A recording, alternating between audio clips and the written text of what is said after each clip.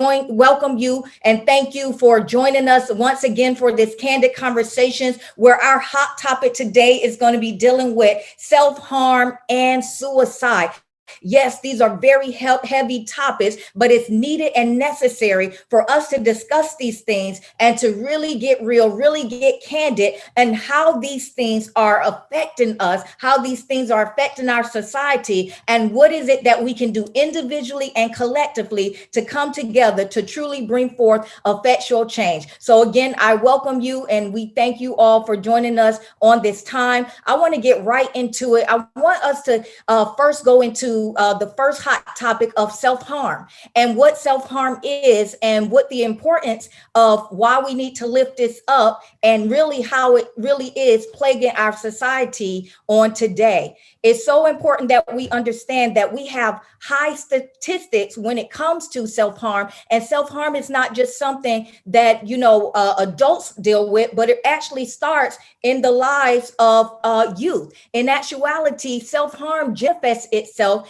from the early tender age of 13. Yes, can you imagine just coming into your teen years, just coming into your adolescence, and you having to deal with such heavy hitters from childhood trauma or childhood pain that has been undealt with or not shared with because you've been keeping it, you've been silent with it. Well, this is the time where we don't have to be silent anymore. We can truly deal with it and hit it head on. So let's just look at what self-harm is and how do we go about dealing with it. So let's look at some of the statistics when it comes to self-harm. Here, when we look at self-harm ready to get real so that we can heal. So with this being said, I want to play a video of someone that literally had to deal with a family member that went through self-harm and had to really understand how to overcome and how to deal with a loved one who went through this, that the outcome of it wasn't favorable and it wasn't what the family was looking for or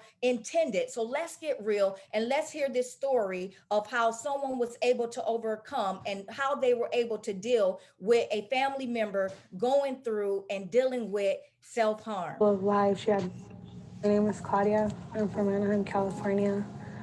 My sister died by suicide on December 9th, 2015.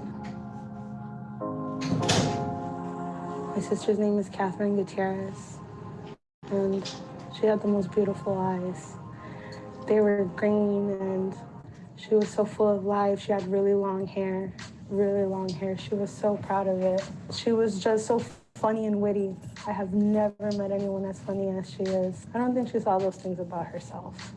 In the summer of 2013, we got a call from the school telling us that we needed to go because my sister had been cutting herself. We didn't realize it until her PE teacher, obviously they changed into their gym clothes, and he noticed the cuts on her arm, and she had been hiding them. She would always wear a long sleeve, and that was typical of her to wear a sweatshirt, so we didn't really think much of it. But we went and we talked to the psychologist at the school, and she told us, like maybe Catherine needed to open up and tell us what's going on. And that's when she started telling us that she had been having suicidal ideations at that point for a couple of years. But we didn't know any of this. We didn't know that there was a problem until she started cutting. After she started cutting, everything happened really quick and things went downhill really fast. That day we went home and we asked her, like, what's wrong? Like, how can we support you? Like, we were very torn up about it because we had never seen that before from anyone. And she told us that she didn't know, that she couldn't explain it, but it was just like her emotions were like boiling over, and she's like, when I cut, it's just like a release. And we couldn't understand that. So after that, very quickly, she started drinking, and we didn't know she was drinking either until she went to the hospital for alcohol poisoning. At that moment, the hospital felt very strongly that she was a harm to herself. So she went into the psych ward. She was 5150'd. It's a 72-hour hold. You're placed on a 5150 when, hospital staff feels that you are a danger to yourself or others. When she was there, she excelled. Like she did really well. She wrote a really nice story about me and how I motivate her, and how she sees that she can become a better person because of me. And so we were all very happy about that. We were like, oh my God, we're like, we're moving in the right direction. Things are finally looking up. She was discharged. She was prescribed depression medication, but her erratic behavior continued. She had really highs and she had very many lows, and she was really up and going, or she was just really down and depressed. While all this was happening, she met people that had, similar ideas to her. They bonded in the despair, but there was no hope. They just bonded over having similar thoughts. On November 24th,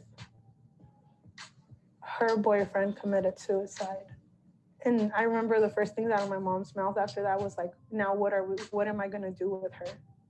Because she already felt like she had totally, like, she was already struggling with my sister and keeping her alive. And she was really torn up in the beginning. We didn't know how to be there for her. We didn't know how to, like, how are you there for a 16-year-old, like, whose boyfriend passed? Like, most people don't go through those situations, like, as adults, alone as a teenager. Like, I couldn't even imagine what she was feeling at that moment. And we just kind of all surrounded her, and she still rebelled. Like, she was struggling. And towards the end, like, I think she told us she was fine, and I think we so desperately wanted to believe she was fine. So when she was telling us that she was fine, we wanted to believe it. And after all that happened, she promised us that she would never do that, because she thought of us and she knew that the pain that someone else took on. And I think we so desperately wanted to believe that we did. We believed her. We thought she was okay.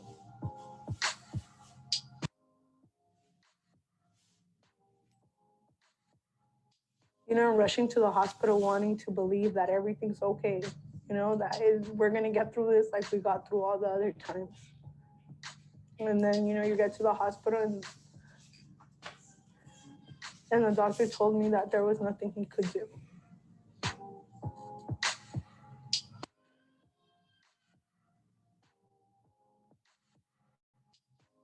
That there is hope and hope. The way we perceive life sometimes isn't the way life really is. And that's why I found so much strength and courage in attending the groups I have. Seeking help sometimes just gives you a different perspective on the same situation. I've been attending those self-help groups and suicide awareness and suicide prevention campaigns and walks and luncheons and just all that support of people going through the similar. I never realized how much hope you could find in bonding with people that share the same experience as you do. I really want to help someone in my sister's situation and also in my situation, from the other perspective. I want them to realize that there are things that they can do on both ends.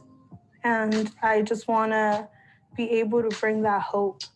Most of self-harm is, and how do we go about dealing with it? So let's look at some of the statistics when it comes to self-harm. Here, when we look at self-harm about this, especially in the faith-based community, because so many times we just give general overviews like, just pray about it and it'll be all right, or just trust God, or, maybe you don't love God enough, or maybe you're not saved enough. But how do we truly take this time to really get real and to the nitty-gritty of people who really do love God, trust God, and still are dealing with situations like this? So let's look at these statistics when it comes to self-harm. 17% of people will have some level of self-harm during their lifetime.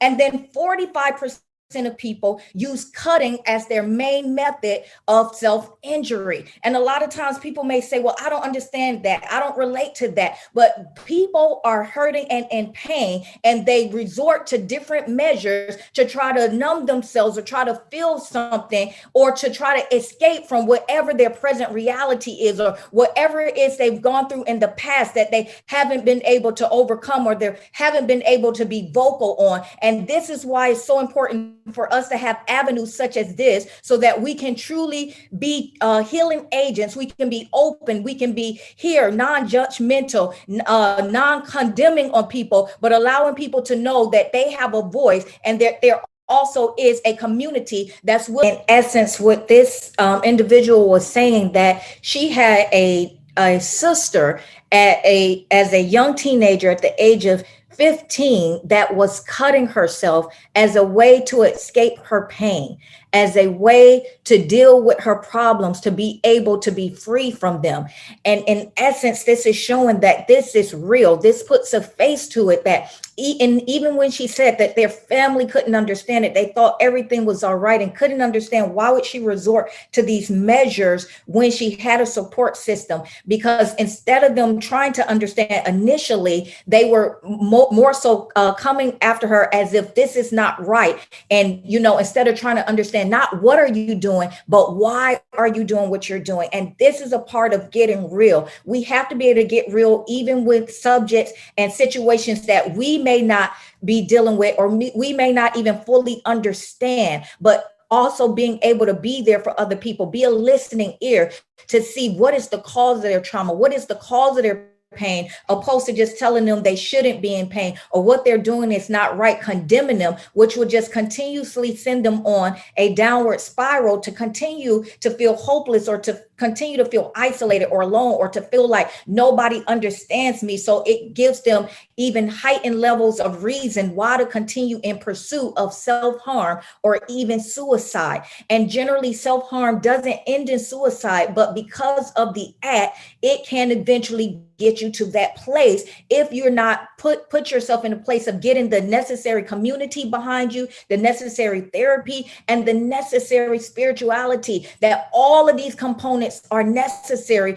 for the healing process. And as sad and as unfortunate as it is, one thing that she and her family was able to learn is be there for people, see the signs, don't disregard them, don't put them down, don't just condemn people and say, oh, you don't need to do this, but be a listening ear, be a support system, help people through their process, lead them to the correct resources that are needed and necessary to allow them to truly be able to heal and to be able to overcome no matter what that looks like, and to stay truly in a non-judgmental capacity. So with that being said, I want to go even deeper even with suicide, because it's so prevalent, especially like I said, coming off and still being in the midst of the pandemic, but coming off of 2020, when it truly hit so many people abruptly and their lives changed instantly. And immediately we all had to embrace new normals. The thing is that each and every one of us embrace those new normals in different capacities, some for the better, some for the worse. And so what do we do, and how do we address and deal with these people that have been deeply affected through levels of trauma, that have been able to come back up through this time of being quarantined and isolated? Well, I want to deal with some of the statistics, and then I want to show an additional video of people who literally attempted suicide, but they were able to not succumb to it. Even though there was an attempt, they still made it out, and then what their life looks like after that. So I want to deal with some of the statistics, because these are astounding statistics, that even just from coming off of 2020, that suicide before that was the 10th leading cause of death here in the United States. And on an average, 132 Americans died by suicide every single day. And 1.4 million people have attempted suicide.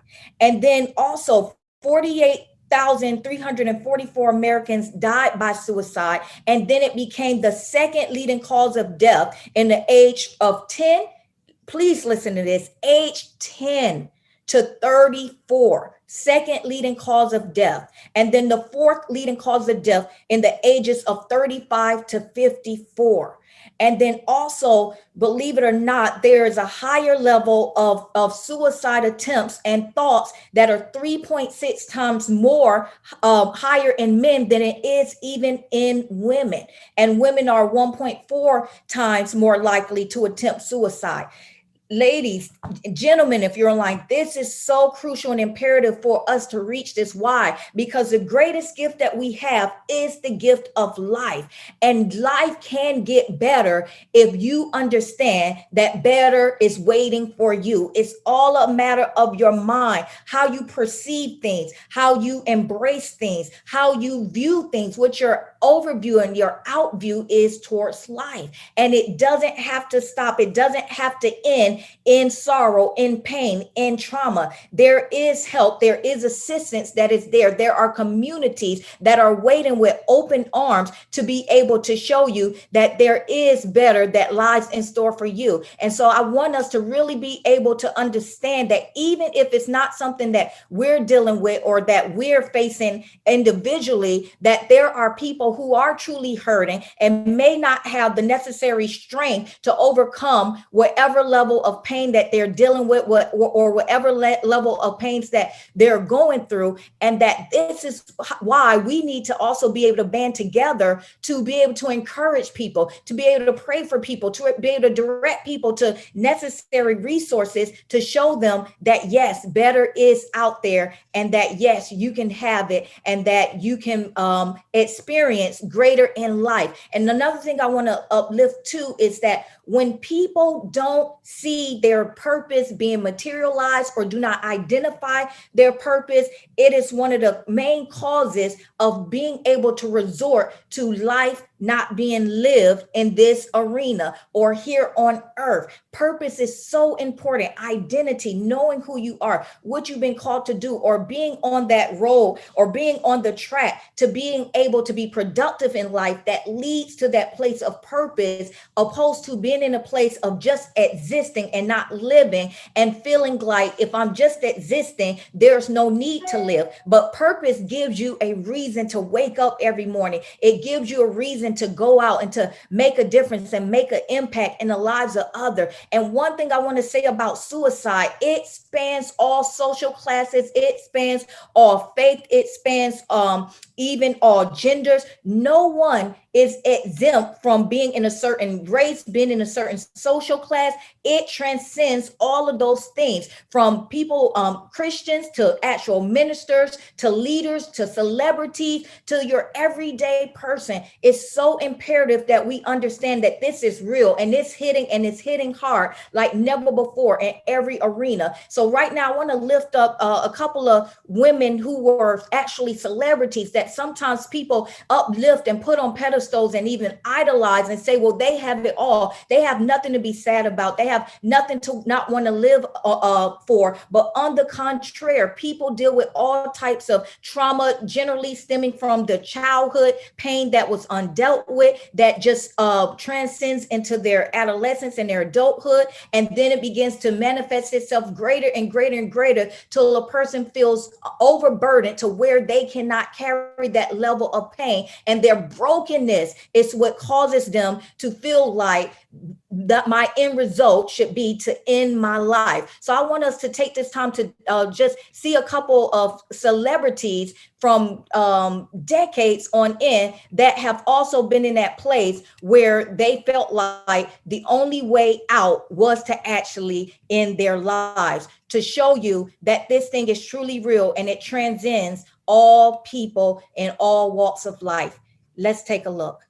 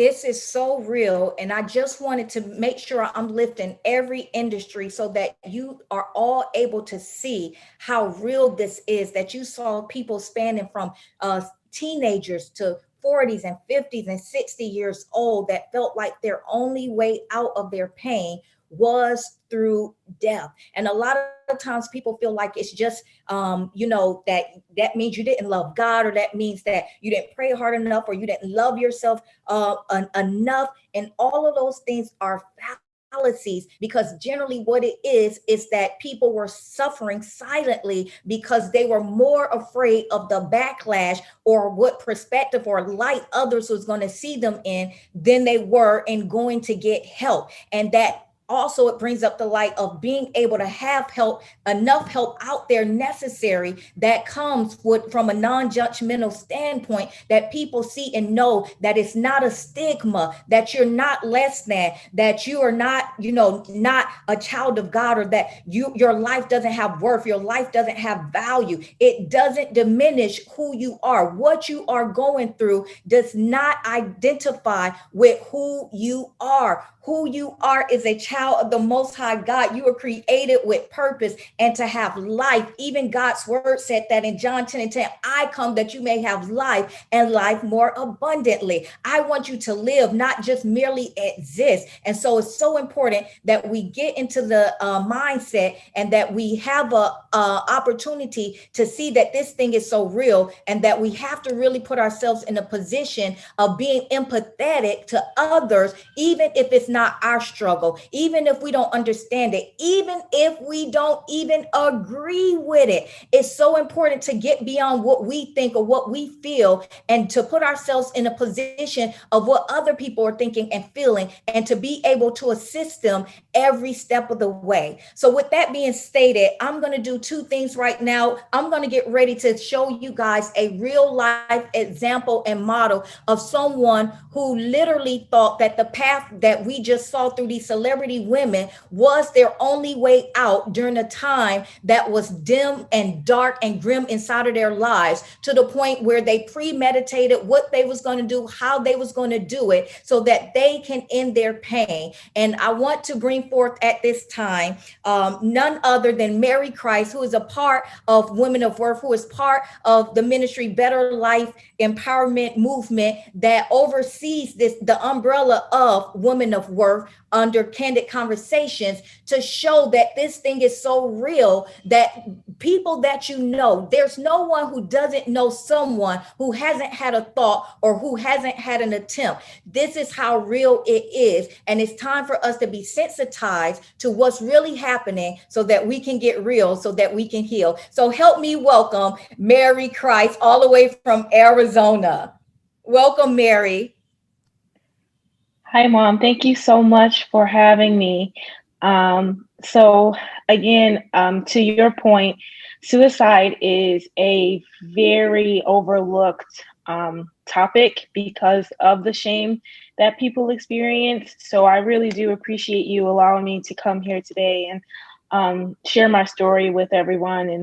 And if you'll forgive me, it's been it's been an emotional roller coaster even getting up to this day, because it brings up a lot of, pain and things that you felt during that time.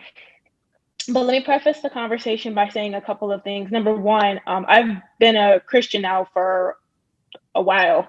And I first started dealing with suicidal thoughts and depression when I was very young. I was about maybe 8. The first time that I tried to take my life, and I tried it on a couple of different occasions, but the specific example that I have was as an adult, and it was going on 3 years ago now, praise God. And so I was caring for my mother. She had ketoacidosis, and she nearly died. And there were housing issues going on. I lost my home for the first time. So I was dealing with homelessness, lack of familial support. And I pretty much came to a place where I felt like I was just useless, and that no one loved me, and that no one cared about me, and that I wasn't good enough for anyone. And I kind of want to unpack that really quickly, because watching the young lady who was talking about her sister earlier, I have a sister, I have a twin, and I have a younger brother. And, seeing how heartbroken she is, over the loss of her sister again, just makes me so thankful that I didn't decide to take my life. But what people need to understand is that when you get to a place of wanting to commit suicide, that you are so consumed with your hurt and your pain. And frankly, to say it as a person who has been in that situation, it really is selfish, because you're not thinking about how it affects other people. You really can't see past how you're feeling at that moment. Right. So when she said, hey, if you can get a different perspective on life and so on and so forth, it's true. And I went the therapy route at one point in time. I went to therapy on and off, as a child and as an adult. And,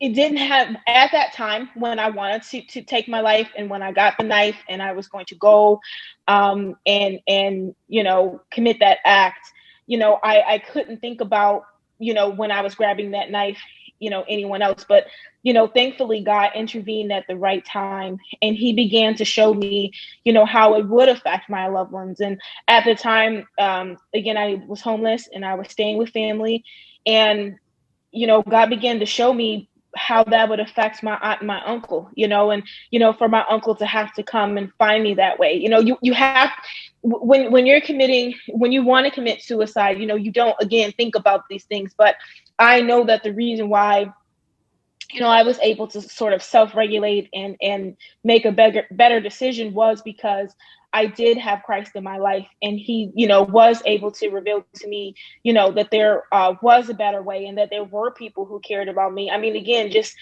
thinking about the anguish that I would have caused them, and just like the young lady pointed out about her sister, no one would have understood why I took my life. My pastors, Pastor Lachelle and Pastor Blue, they're my spiritual parents. They wouldn't have understood, because the thing that would have plagued my friends and family would have been, why didn't she come to me? Why didn't she feel like she could talk to me? And, if there's no other takeaway from today's gathering, it would be that it really isn't that simple. And if you think that someone is prone to hurting themselves, or that they have mental health issues, or that they're beginning to cut themselves and neglect themselves and do different things like that, you really have to be compassionate, and don't think that they're stupid, or again, like Mom pointed out, that they don't love God, or any of those things. It really doesn't have anything to do with that. It's really a feeling of worthlessness that you start to experience, and a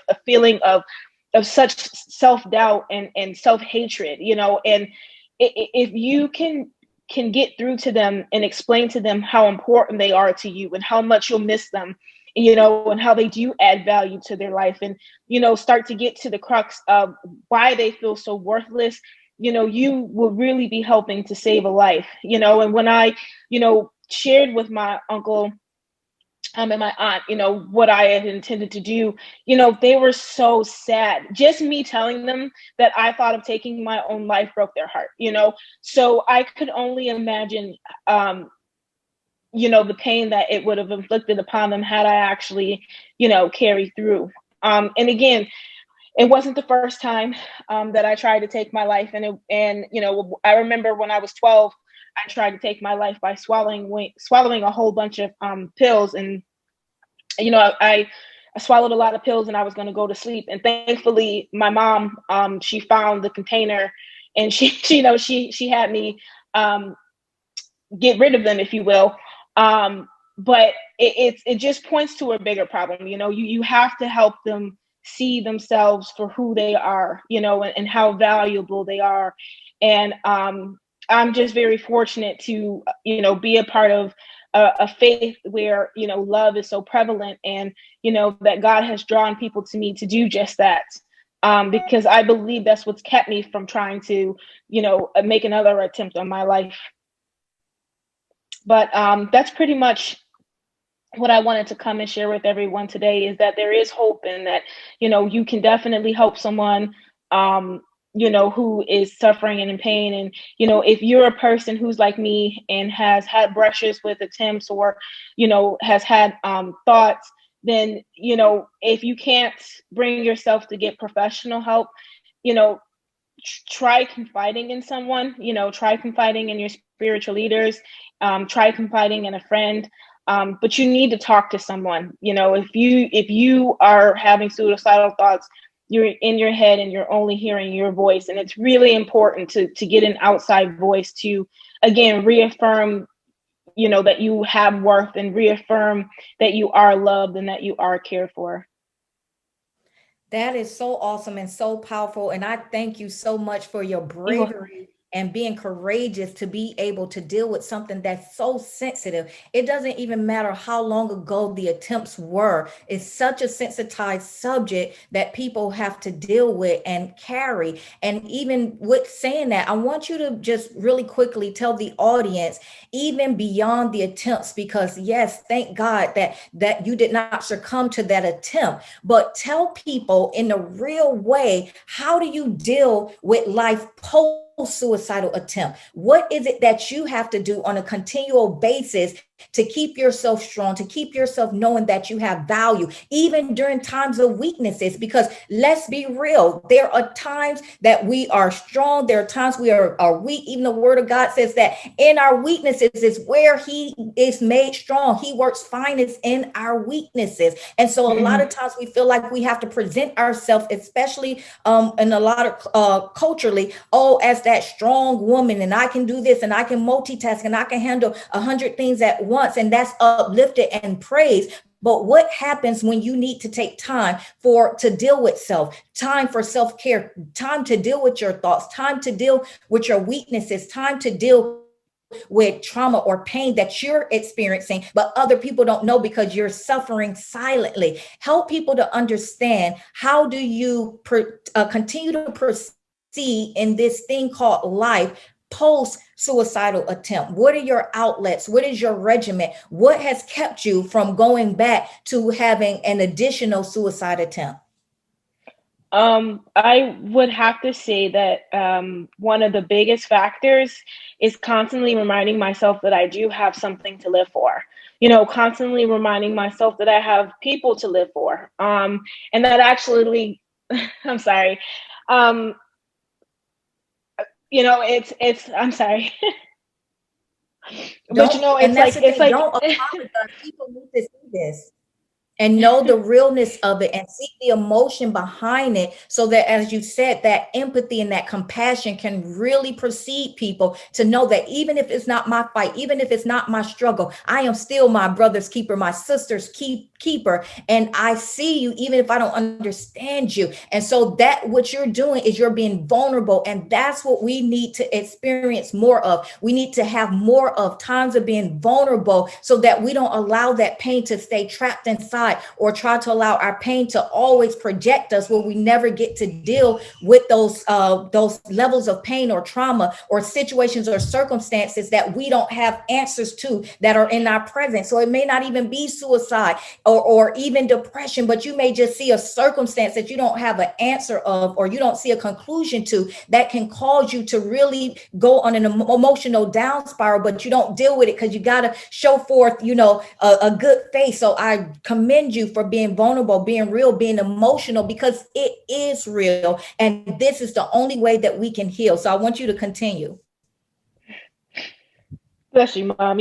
I love you so much, but it's again, it's just having purpose. Every time I feel like I'm kind of sad, and I'm not or depressed, because I still deal with depression at times. Yeah. When I feel depressed, it's always reminding myself that there's a better day ahead. And I think about, like, my nephew, who I'm very close to, and I think about people who have a lot of value, to me, and how I don't want to hurt them, by hurting myself, because that's what people really don't understand, is like, you're hurting way more people. You're really not just hurting yourself, and that hurt lasts for a lifetime. Every time I meet someone who has a loved one who took their life, they just can't stop saying, why didn't they come to me? And they're always just in so much pain. And frankly, I just don't even have the conscience to even put the people who I love through that anymore. So that definitely has been a huge factor. And again, just knowing that God has greater. Since that time, I moved to Boston. Literally, as soon as I put the knife back and I gathered my thoughts, God began to move on my behalf, and doors began to open. And like you have to know that it's a better day ahead. And that's the main thing that's kept me going. And from wanting to, hurt myself again. Thank God I haven't tried to do anything like that in, a few years. And, I've been practicing things, that are self-love, be it, spiritual gatherings, or, just sometimes just turning off my phone and getting in the tub and listening to some music. When you deal with depression and worthlessness, self-love is very, very important. And it was always foreign to me because I didn't get that kind of reassurance from home. I have albinism, so I was always picked on because I was too white to be Black and not white enough to be white. So I always had like this feeling of, not fitting in and being made fun of because of my side or my height or, whatever the case may be. So again, it's just so important to, have an opinion of you that mirrors God's opinion, right? Like he says that you're fearfully and wonderfully made, and to be honest, like for the first 6 months, I used to have to look in the mirror and tell myself that. Like I had to get comfortable with looking at myself and saying things to myself like, you are beautiful and God does love you, and you don't have to feel like you have to settle or you have to, deal with individuals or things that tear you down, because again, self-destructive behavior isn't just of the physical thing. It could be spending up all of your money and putting yourself in bad financial situations. It could be putting yourself, being around people who don't have your best interests at heart. And toxic relationships is what I'm looking for. So it manifests itself in different ways. But the first step was getting comfortable with looking at myself and saying, wow, like look what God has created, and look at where he's brought you from. Look at how when you first started on this journey with Christ, how you looked and how you are now. And and God began to show me who I was going to become, which got me excited, and it made me never want to harm myself again, because I missed out. I mean, if I did, I wouldn't be able to be here and talk to you guys from a place of victory. I know I'm like Mom pointed out, just being vulnerable, but a lot of it is because I can't believe I was even going to do that at times. I can't believe that I was so close to a breakthrough, and I could have missed it. I thank you and commend you once again for your openness, because what we have to understand is our lives is a representation of each one reach one. And so a lot of times what the world and even people, and a lot of times even in our ignorance, we will define people according to the actions that they take, or the decisions that they make. But that's not who you are. That's not your God-given identity. And I'm glad that you lifted that up, because that's what I was going to talk about. That's why our theme scripture is Psalms 139:14. Why? Because we are fearfully and wonderfully made. We are a marvelous work of God. And when we're able to do just exactly what you said, be able to look in the mirror and first self-identify ourselves with value, with worth, with being a masterpiece piece of art made by God individually, blemishes, flaws, and all, being able to brace it all so that you can see how he has created you to be, and not see the very things that you may despise, that you want to change. Because each and every one of us, if we're in this body, we're in this flesh, there are always things, especially as women, we're our worst critics, and we allow our flaws to proceed our priceless values that come from the inside out. And so looking in the mirror, embracing yourself should be from the inside out, and being able to speak even if you don't believe it at that time. What you continuously think and speak, you will eventually become. And this is why a lot of times people end in hopelessness, because that's all they hear in their mind. That's all they feel in their heart. And sometimes that's what they see and hear around them, where people are projecting that onto them, or people are uplifting their weaknesses or their flaws, or condemning them by their acts, and not ever speaking into their identity of who they were created to be, even if they're not showing signs of that in the presence. This is why it's important to speak those things that are not as they should be, not just keep speaking what is, because the more you speak it, the more of it you're going to see. So, and we'll have another display and conversation even on self-care, because that's so important. One of the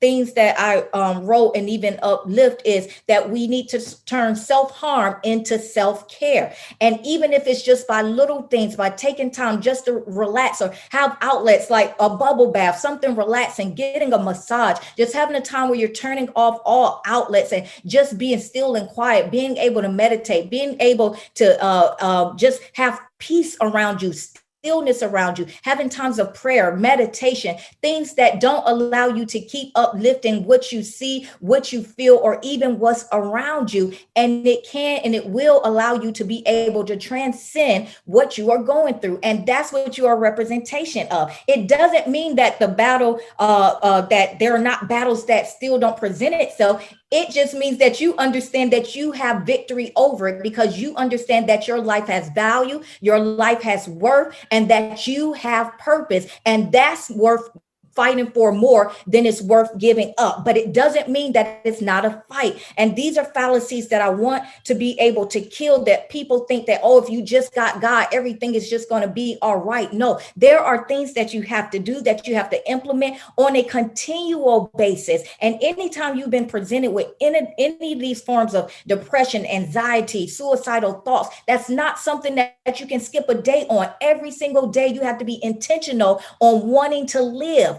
on wanting to pursue purpose, on wanting to experience the better life that does lie in store for you, and ultimately be an example and a model to show others, hey, if God can do it for me and through me, he can certainly do the same thing for you. But we have to start breaking down all these barriers and these stigmas from a spiritual standpoint, that, if you feel this way, you're not godly, or, you're not saved enough, or even the stigmas with therapy that, if you have God, you shouldn't have therapy, or, you shouldn't get treatment.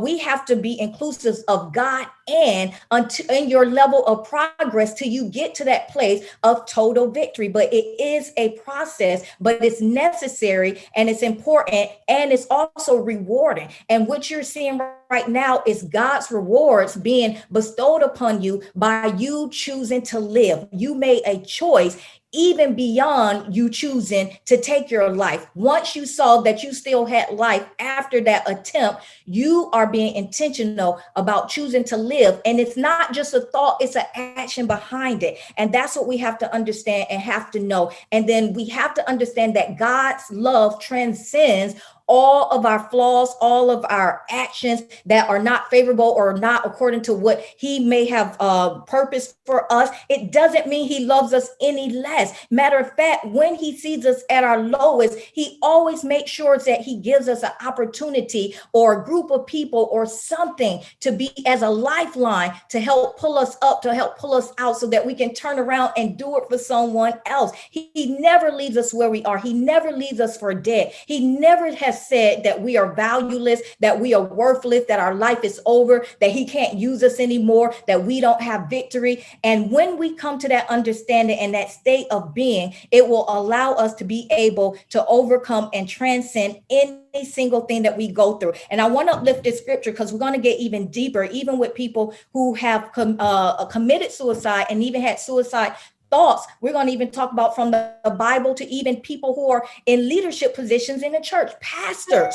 And so we're going to go through this and talk about the value of life, and even people, even from biblical days, how they went through this, how they dealt with it, and how some came to it. And I'm reminded of the scripture that's Ephesians 2:8, that it declares that for it is by the grace of God that we have been saved through faith. And this is not for ourselves, but it's, or from ourselves, it's a gift from God. God gives us life. We can't take it away. No man can take it away. And when I say that, I mean even through words, because life and death come through the power of our tongue, through our mouth. And we can speak death to ourselves or speak death to others through our emotions or through our feelings from their actions, or, what we're facing. And we have to understand that life is a gift, and it is not our place or space to tell someone else that they're not deserving to live, or even ourselves to end with thinking that we don't have the value or the worthiness to live. We all do. He's given us all the same measure.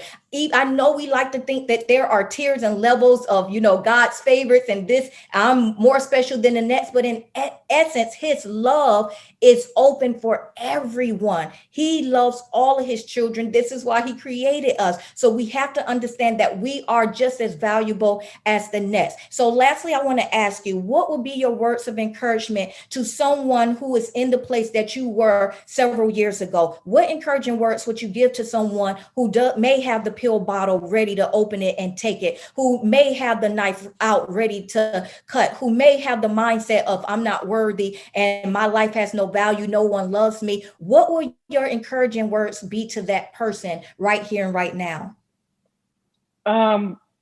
To be honest, is just to take a moment to think about what you're getting ready to do. And again, just knowing that there's something on the other side. And there's no situation that is that bad that would warrant you taking your life. Don't think of again, just only how it affects you, and just know that God is in control. Know that God loves you, and that his love really is sufficient. Even if you're like, me, and you came up in a household where you didn't experience love, and you had a lot of trauma and abuse and different things like that. Just don't even focus on all of the negative things. Start to think about what you do have, and when you start to think about what you do have, and the positive things, you won't want to take your life. You'll take a breath, and you'll begin to look at things more clearly. But it's not, just don't give into that initial emotion. Just again, just know that there's something on the other side. And again, like, look at me. Just think about how much you can grow. Think that if you're to the point where the enemy is influencing you that much, where he wants you out of here, God must have something really, really important for you to do. And just let that be the wind beneath your wing. I'm saying it wrong. The wind beneath your, what am I trying to say, Mom? The wind. Thank you. And let that support, be there. And again, just know that you have support. Know that you can call, on a friend. If you're fortunate enough to have leaders like we do, call on your leaders if you need to. I know my leaders are always available to us. So those are my words of encouragement. Just know that there are people who do love you. Know that you're not alone. Know that you do have self-worth, and know that there is something really wonderful waiting for you if you are patient with yourself, and show yourself love and compassion. I love it. Well, and again, well put. I again thank you for your courageousness. Thank you for your bravery. Thank you for being able to stand and be a real everyday face of what it looks like. Your face is not the face of a suicide attempt. Your face is a face of a victor. And when you're able to see yourself as that finished product, even though you know you haven't crossed the finish line, but you know that there is a finish line and that you are a winner, that you are more than a conqueror, that gives you the oomph and the drive to be able to overcome every negative thought that comes your way. And that's one thing that I want us to realize. It's not that negativity won't present itself or won't even try to speak to you as a whisper in doubt or even sometimes as a loud shout. It's all about the response, because all of this is really about a call and response. Life can be a call to you that says it's so grim, it's so dim, it's not worth living. And your response can be, yes, I'm in agreement with it. Or your calling response can be, no, it doesn't matter what the circumstance or the situation looks like. I choose to live. Matter of fact, everybody who's watching right now, I just want you to declare this to yourself. No matter if this is your struggle, your fight, your plight, I just want you to understand that you have value, you have worth, you have purpose. And I want you just to declare these words with me. I choose to I live. choose to live. I choose to live. It has to be personalized and customized. You have to believe it, receive it, and take action, which is walking as if it's already done, walking in victory, walking in confidence, walking as that master art piece that God has created you in, flaws and all. Embrace your God-given purpose and your God-given talents and abilities. Even with this is a talent and an ability to be able to use your story and to use your voice to be able to save, even if it's just one person. So again, I commend you for it, and I thank you for your bravery, and I thank you for allowing people to see a real life face of not a suicidal attempt, but a face of victor. So come on, let's just give it up for Mary Christ. And with a name like Thank that, you. you know you have to live. Come on now, you Yes. can't have Jesus mother and Christ the Messiah in your name and not have value and worth. You know you were created with the purpose, and that's what has to be uplifted in our lives, not the things that are of seeing overcoming or overwhelming, but the things that truly make a difference and the things that bring us life, bring us purpose. But all of these things are necessary in order to move forward. So again, I thank you for your time Thank you and your for letting me story. share. Also, yes, I thank you even too for the lives that you're going to touch to make a difference from that. So at this point, I want us to take a moment just to look at a couple more lives of people that was still in the same state as Mary was sharing, of feeling same thing. This is a resounding storyline that's playing over and over and over. Nobody cares, or nobody loves me, or people don't know what I'm going through, and I'm better off not being here than I am gone. It would seem like my life will have greater value if I'm not here, because I don't see the value with me being here. Let's take a look of some more stories of real life faces of people who did attempt suicide, but were able to make it through and to go to the other side.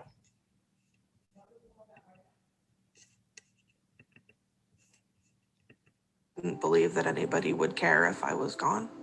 I didn't think anybody would even notice. I remember thinking that my kids would be better off if I wasn't here. I think I just kind of wanted all of the voices in my head to go away.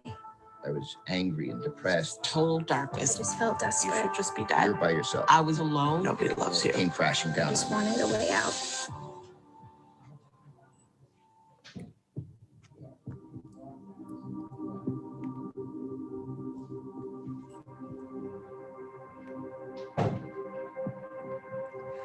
See the paddle? That's so cool. My name is Jennifer Priest, and I'm 36 years old, and I live in Portland, Oregon. I like to spend my time with my family. I have a 5-year-old son. Edwin is the absolute light of my life. My childhood was not the best childhood, and there were a lot of traumatic things that happened to me when I was young. Nothing really got resolved until after I was 18 and went to college and was diagnosed with bipolar disorder. My longtime boyfriend and I had broken up. He left a note that said, "You would be better off dead." All I could hear was the litany of, "You'd be better off dead, you should be dead, you should be dead, you should be dead." I took half a bottle of Vicodin and chased it down with alcohol. and I went to sleep. My name is Nancy Yvonne Williams Nettles. I guess around 28, I got married and had kids and all that, and then moved to Tennessee, hoping to get back together with my husband, and that didn't work out.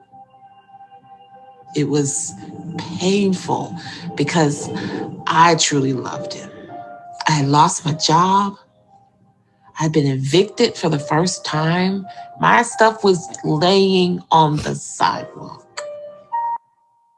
You know, living out your car in a city you don't know with 2 kids, I couldn't see any way out. I could not see any way out.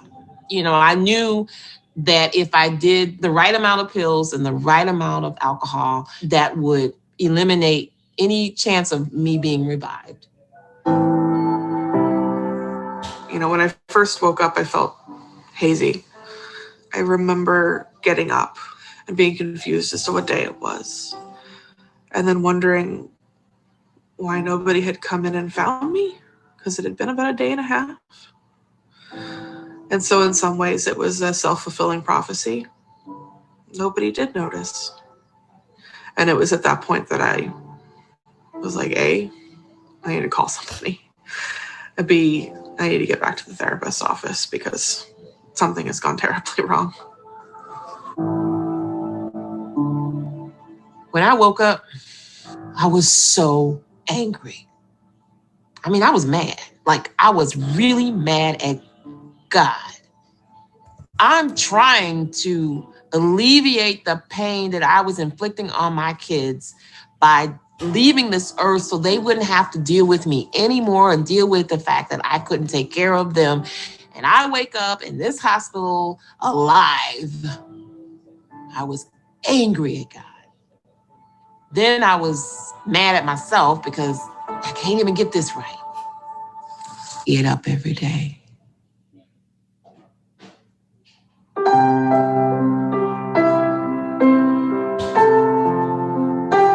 It is what runs through my veins.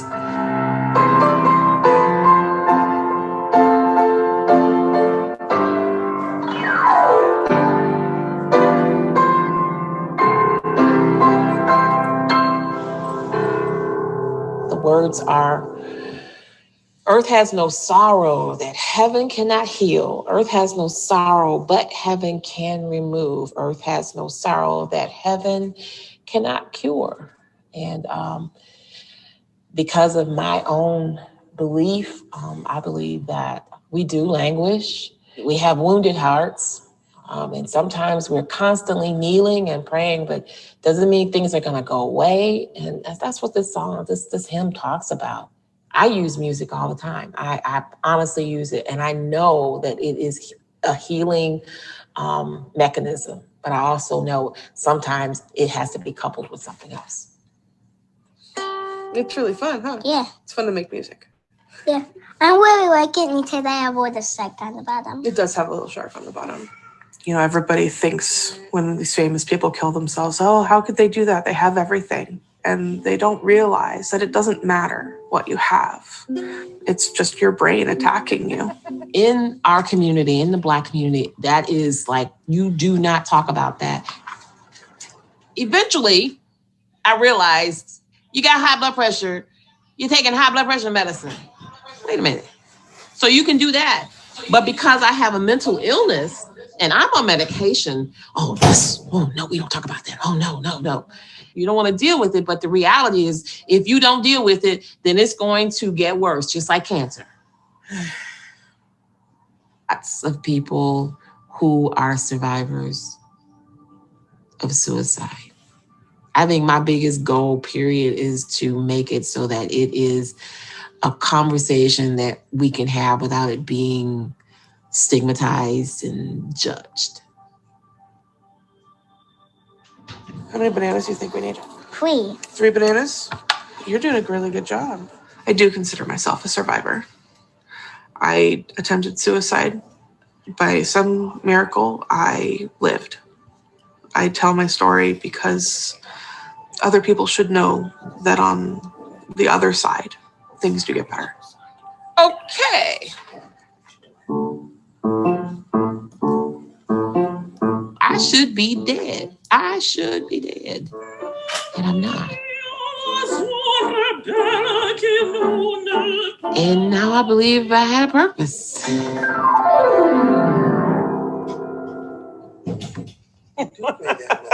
Got it on. You got a gold star. Gold star. You look ready.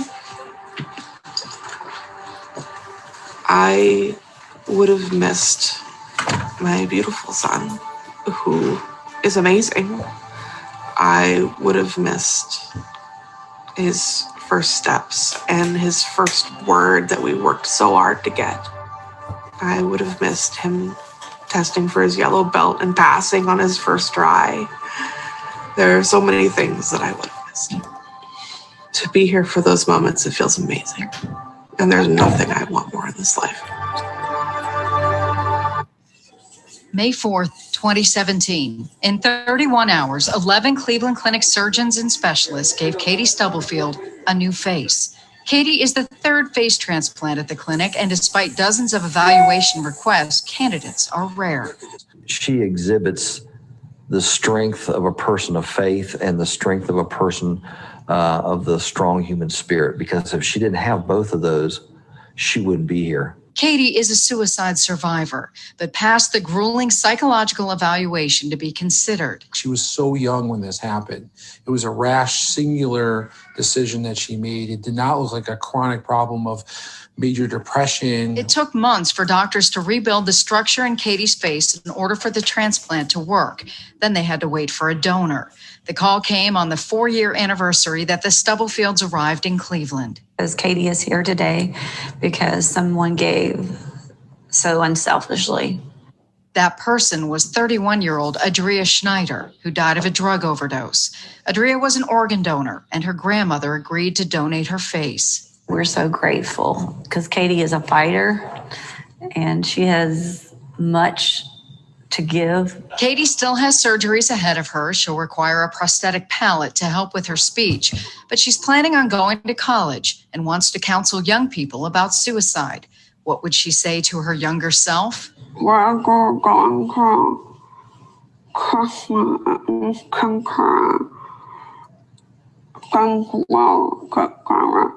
There's hope Katie's vision will return naturally, but if not, she's young enough to benefit from future science. We know that you don't have to choose permanent solutions to temporary problems, that no matter what you walk through, no matter the pain that you walk through, you can still live life. Katie's future? With her conviction and strength of character, I see her overcoming almost anything. There wasn't like a lot of people paying attention to me when I was younger because I seemed to be doing really well. Claire Messina was doing so well. She was in college at an age when most kids are still in high school. But the stress of that achievement started to weigh heavy on her psyche. It culminated during my second year of college when I was 16, and I finally had like that final straw that broke the camel's back. The shame of getting a failing grade drove her to attempt suicide by stepping in front of a moving train. At the time, I was just like, oh, this is going to hurt for a little bit, and then it's not going to hurt anymore. But it hurted for a long time. Claire survived, but lost her leg and found herself struggling to recover both physically and psychologically. Claire says support from organizations like the Trivedi Family Foundation and Patney Family will provide much needed help for children in crisis. And I have like a really supportive community nowadays, and I really appreciate that. And it makes things so much easier. Wow, everyone, look how powerful those stories are. My goodness, you have all the way from 2 teenagers to 2 women who felt like the only way out of their insurmountable levels of pain was death. And even though they went all the way with it and did not even have the thought of making it over or surviving it, their stories are transcending them because we're playing them today. Their stories is giving life and giving hope to people. Look at their level of pain, their level of trauma that would make someone want to step in front of a train to end their life, or make someone want to take a bottle of pills and chase it with alcohol just to go to sleep and never awaken. These were 4 different stories, even a young teenager that literally got completely disconfigured, that was one of the first persons to ever get a full facial transplant. She had no face. And that's how intense the pain was in her life, to cause her to feel like that would be a greater solution and avenue to end and get out of the pain. And it's so important that these things are lifted up. And again, I thank you guys for your time, but I really want to drive this point home, because if you are not a sufferer, you should become a supporter. If you are not a sufferer, you should become a supporter, which means that everybody knows somebody that is going through something, whether they're publicly or open about it, or they're suffering with it silently. It's so important for us to not judge people, not condemn people, not feel like tell people that they're less than, or, there's no way out of this, because even when these people knew that this was the end of the road, they were given another opportunity. I don't like to call them second chances, because I feel like we got our second chances long ago. We're probably on our 100th chance. And this is why we have to be in a place of compassion, because each and every one of us have had several opportunities over and over again to become better in life, to improve in life, and to go through this journey of life, learning from past failures and mistakes, which no one is greater or lesser than the next. And these are fallacies that we want to kill and to discard, especially when it comes in the faith-based community, that a lot of times we operate by law and legalism to say, if you do this, you can't have this. If you do this, you're counted out. You do this, you can't have that, which in essence, we're under the dispensation of grace and God's love that says, yes, you may have done wrong, but I'm here with open arms to help redirect and recorrect your life. We like to call it mid-course correction. God doesn't want to condemn you. He wants to correct you, to redirect you, so that you can truly live and fulfill your God-given purpose in and through him. And so with that being said, I want to take it even a little step further and deeper, because I want to really uplift some key scriptures and some key biblical figures that literally fall suit to the same things that we're talking about right now. I want to play a video that has a compilation of actual leaders, actual pastors in the church that literally committed suicide. And that also, then we're going to talk about, well, what does the word of God say to this? What has my tradition taught me about this? What have I been speaking about people who have these thoughts, or people who have actually committed these acts? And do they truly line up with what God's word has said it to be? So let's take a look at this.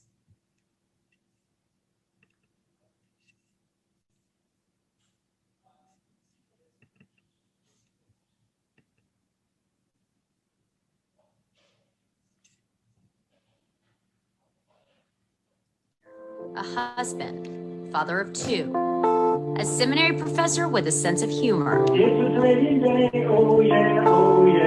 My dad was a great man.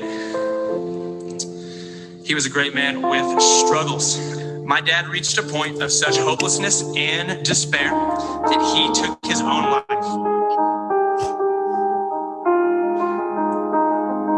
Tragic news today. Popular mega church pastor and mental health advocate Jared Wilson has died by suicide at the age of 30. Wilson was a pastor at the Harvest Christian Fellowship Church in California.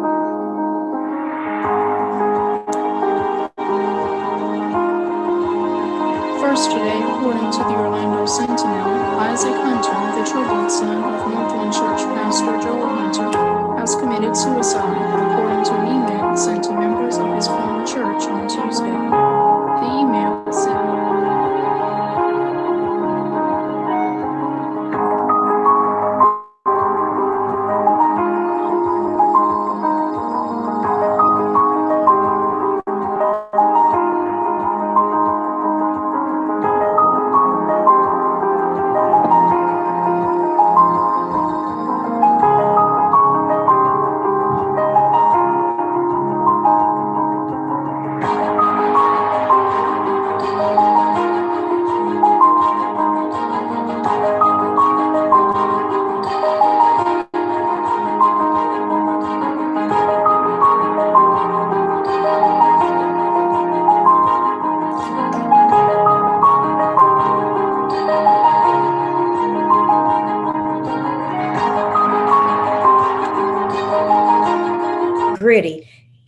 guys saw that these were actual leaders. And even though I'm uplifting pastors because there's so many schisms in the faith-based arena, that number one places leaders on a platform that causes them to be God and eradicates their humanity, which causes them to continue the cycle of suffering silently because they have to have this image of I'm strong, I got all the answers because I'm always in the face of God and always having to be there for others.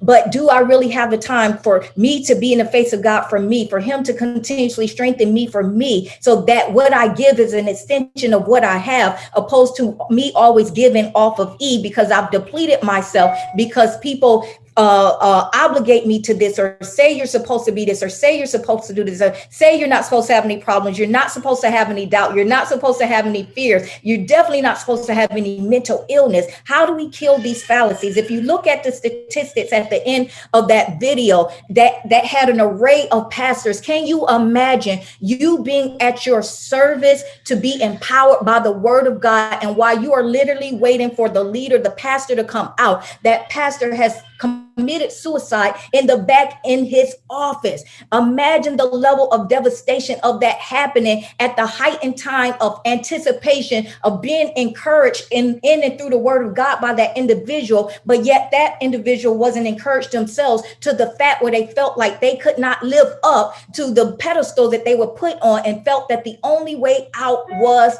death. Imagine that. Imagine actually being a pastor of a mega church and also being a mental health advocate and the founder of a mental health facility, but yet succumbing to mental health and taking your life.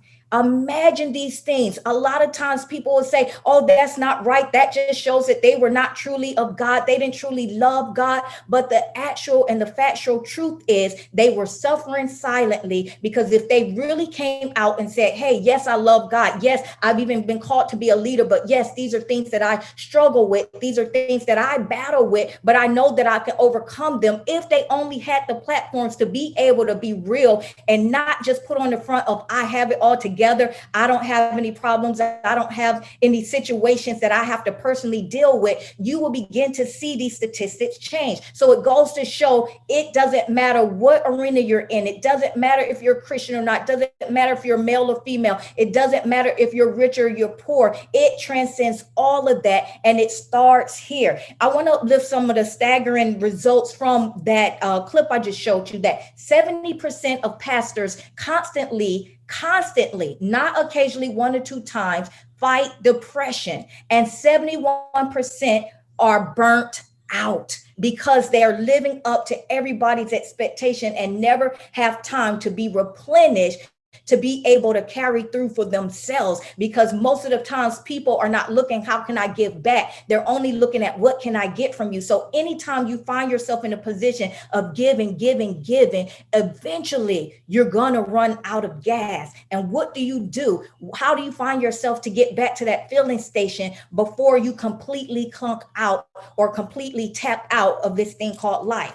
And then next, 72% of pastors say that the only study that they have in the Bible is when they are preparing for sermons, because outside of that time, they're being pulled left and right, fulfilling and meeting the needs of others that they don't have time for themselves personally, spiritually. And then 80% of pastors have been negatively affected, or their positions have negatively affected their families. And 70% say they don't even have immediate close friends that they can actually be open, honest, and candid, or have candid conversations with, because of their image or because of their persona. So this is why we have to get real and be able to not be judgmental or condemn people, but to know that if we're in this thing called humanity, there will be tug of wars, there will be battles, but we can overcome them, and we don't have to succumb to them, but we have to be able to have empathy and compassion and allow people to have the balance in life, and not feel like because they have a title or they profess a certain faith that means that they are exempt or won't go through anything or looked at differently if they do. And one of the quotes that was uplifted by a pastor was, we don't feel like we can ask for help. Imagine being in a position where you do nothing but help, help, help, but you find yourself in a position where you can't ask for help. These are the things that we have to stop. And I'm uplifting it through this compilation of pastors, but it goes for everyone. We have to be in a position where each one reaches one and everyone has a circle of influence, a circle of safety, a circle of confidence, a circle of medical care, spiritual care, anything that's needed to help you to get to the other side. And that's your place of victory. And once you get to victory, it's not over. You have to maintain that victory by continuously seeing and knowing that your life has value. And even when it feels like you don't, even when negative thoughts creep in, knowing that those negative thoughts don't rule you, those negative emotions don't have you, and that you have power over them. But it does take work. It does take community. It does take getting help. So I want to uplift and kill a fallacy really quickly before I move on, because I want us to see how biblically this was, that it wasn't just these people that I showed you, these women's stories, Mary's story. It wasn't just these pastor stories, but what is the word of God saying? And what did even people in biblical days go through when it came to these things? And that's what I want to uplift, that there were actually people, even biblically, that actually went through these things and actually experienced these things. And some of them were succumbed to the things that they were facing and feeling, and they felt like there was no way out. So one thing I want to start with allowing us to see people who actually did have forms of thoughts that were not of life, and how God was able to allow them to go through the process of not succumbing to those suicide thoughts. And some of those people were Solomon, it was Elijah, it was Jonah, it was Paul. These are people who actually went through and they faced experiences of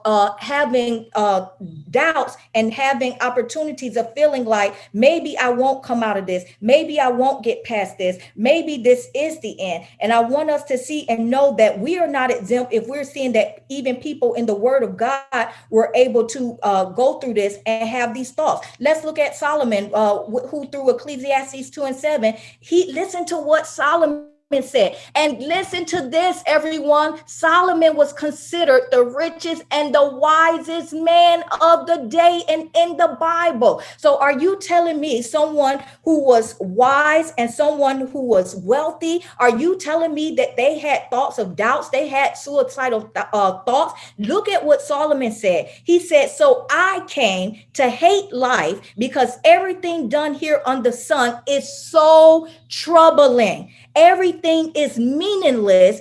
It's like chasing the wind.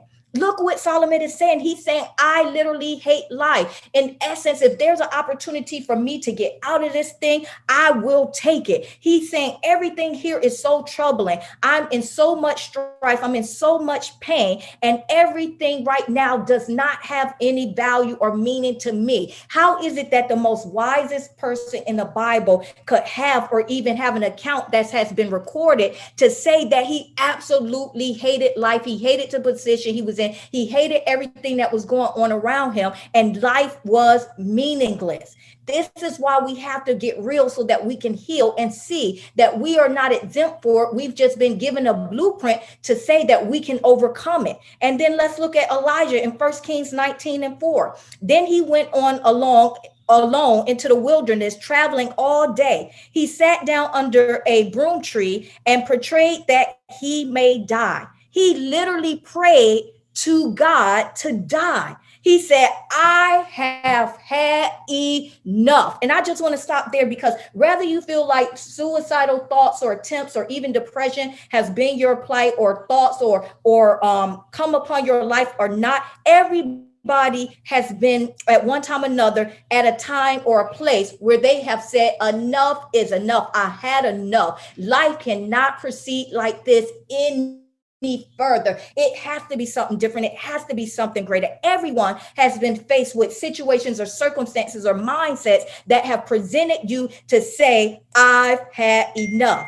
And then he goes on to say, Lord, Take my life, for I am no better than my ancestors who have already died. So in essence, he's saying, I don't see the value in living any further. Life is too hard. It's too strenuous. It's too overcoming. It's too overbearing. And I'm praying to you that I may die. Now that's pretty strong and powerful that a person that was in the faith and the leader in faith was praying to God to take his life, even though he already knew that he had purpose, but there was so much pain leading to that purpose that it wasn't deemed valuable to overcome. And then let's look at Jonah. Jonah 4:3 says, now, Lord, take away my life, for it is better for me to die than it is for me to live.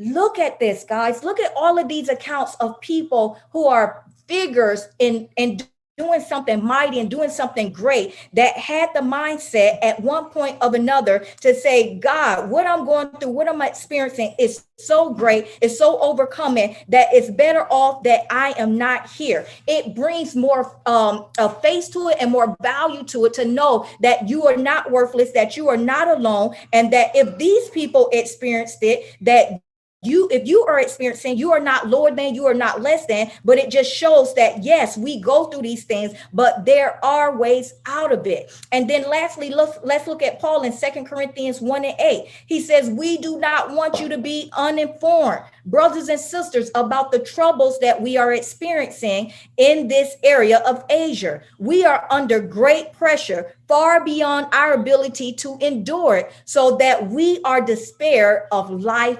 itself. Look at all these accounts of people who literally had suicidal thoughts, and if it was a way possible, would have chose to end life at that point. But look how powerful it is that all of these biblical figures still went on to do great and mighty things, to have influence and to walk in purpose, to show that God's love transcended their thoughts. God's love transcended their acts and their words, and then they were able to see greater value because they understood that even though they felt that way, that they served a God that was greater than their situation. They served a God that was bigger than their thought process, that was bigger than their circumstance around them. And this is the mindset that we have to have. This is how we even have to look at people who are in this position and people who have literally succumbed to this. Do we just condemn them? Do we say that their life is over? Do we even say through tradition that their life has no meaning and that even they don't even get to go to heaven? Because many traditions and legalism have said that if you commit suicide, you are not worthy to go to heaven. Matter of fact, there's some beliefs and denominations that if you commit suicide, you can't even have your funeral in that denominational church because they feel like you have committed the unforgivable sin. But let me tell you what the word of God says. He says in Romans 10:13, for anyone who calls on the name of the Lord will be saved. He says in John 5:24, I tell you the truth, that those who listen to my message and believe in God who sent me they shall have eternal life. They will never be condemned to their sins, but they will have peace as they have already passed from death to life. In essence, one sin doesn't transcend the other sin, or one act is not greater or lesser than the other act. And a lot of times people will condemn people who have suicidal thoughts or who literally committed the act, and they will say and they will grieve and mourn because they feel like that loved one or that person did not make it to be in the presence of God or in heaven. But in essence, God is saying that because I love you so much, that if you know me, if you call on my name, no matter what sin that you have committed, it's not unforgivable, even if it was unto death through your life and it not being your time through me authorizing it, ordaining it. Does that mean that God is in agreement with it or in compliance with it? By no means. The same way that God's not in compliance with you being afraid or operating in fear or not having faith or you being a glutton. All of these things fall under the same umbrella in God's eyesight. There's not any big U's and little T's. In essence, God is saying there is nothing that you can do that won't be allow you to be able to overcome it, even if you succumb to death.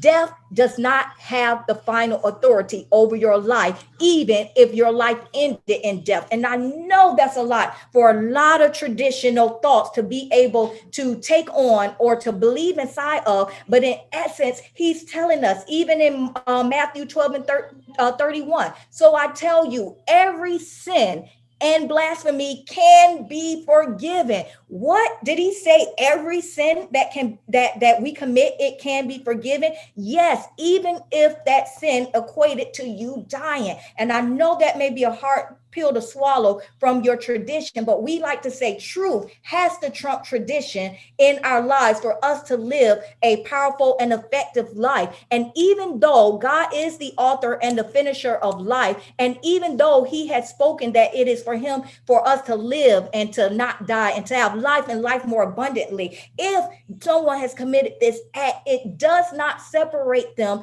from the love of God, as much as it's hard to believe that. Even here on earth, there are certain benefits that you may not be able to fully experience the fullness of, but if you truly believe in God, have faith in God, it transcends any level of sin. Is that a pass or a card to say, go live life how you want, do whatever you want? No, because there are consequences to our actions, but it doesn't stop God's love from continuing on and embracing you where you are. Whether he likes it or agrees with it or accepts it, he allowed you to know that my love transcends your actions. My love transcends your thoughts. My love transcends even your emotional state that you may be in right now. I see better. I speak better. I want better for you. And I'm not here to condemn you. Matter of fact, I sent my son to save you and to allow you to have eternal life, even if that meant that your life was abruptly stopped. And I know that's a lot, and that's loaded, and that's something we have to continue on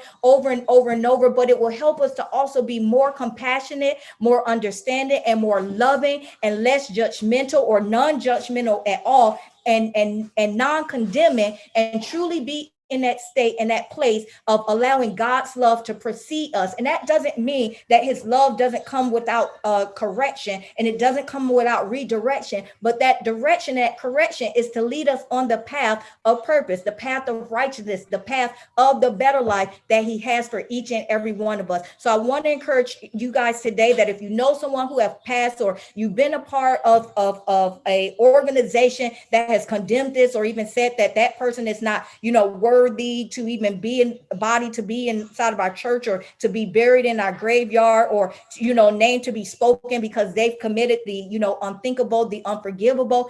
It's not so. And we have to get past this, not just to those who have moved on or lost their life to suicide, but even to those who may be battling or dealing with it, and allow them to know that there's a peace of God, there's a love of God, and there's a purpose of God that will transcend anything that they're facing or they're feeling. And then lastly, I want to close with that, because there are people that actually did go out with a full act of the suicide that was actually in the Bible. And it's so important for us to know that even though these people may have committed this act, that doesn't stop God's love. Some of these names you may have never heard of. Some of them you do. Some of them you may have felt like, well, these people deserved it because of the act that they did. But God never spoke negatively, even Jesus, because one of the greatest accounts that we can uplift is Judas. And many people will say, well, that's what he deserved. That's what he get for going against God or betraying, the Son of Man. But it's funny that Jesus said that it's because of you that you've ushered me into my purpose. It's matter of fact, he even said on the cross, Father, forgive them. They don't even know what they're doing. They're allowing me to fulfill my assignment and my purpose in life. And that's how we have to see life. There were several accounts of actual suicide attempts that are hardly ever lifted up, from Ahithophel, Saul's servant, Zimri, Abimelech, Judas, and Samson, even Samson. If this thing goes back to over 2,000 years ago, to people who actually did it, and then to others who thought it but were able to overcome it, it means that it's still going to be in the land that we're living in today, but that there is hope, there is peace, that there is a way out, there is a way that we can experience a better life, and that we don't have to fall subject or prey to feel like that this is the the end of the road, and that better lies in store for each and every one of us. But we have to believe. Why? Because this life that we have is a gift by grace that God was given unto us. It's not by our works. It's not about how saved we are, how much we even think we know the word of God, scriptures of God. It's solely by his grace. And because he loves us so much that he wants us to have eternal life and not perish, he will make sure that we have every opportunity and platform to really have opportunities to live life and to pursue purpose. So I really want to uplift that up. And after this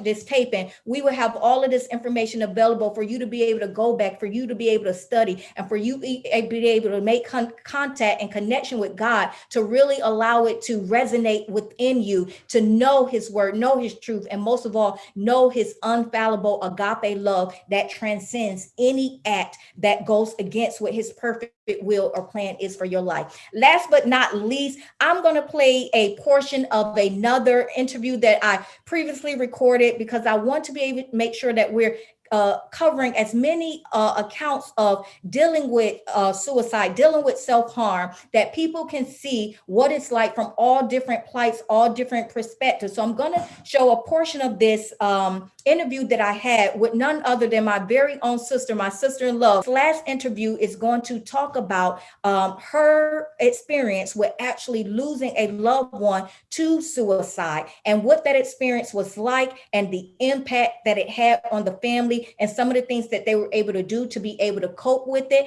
And again, time, let us get ready to watch a portion of this interview to show what it's like, and the pain and the impact that going through losing a loved one has on the family.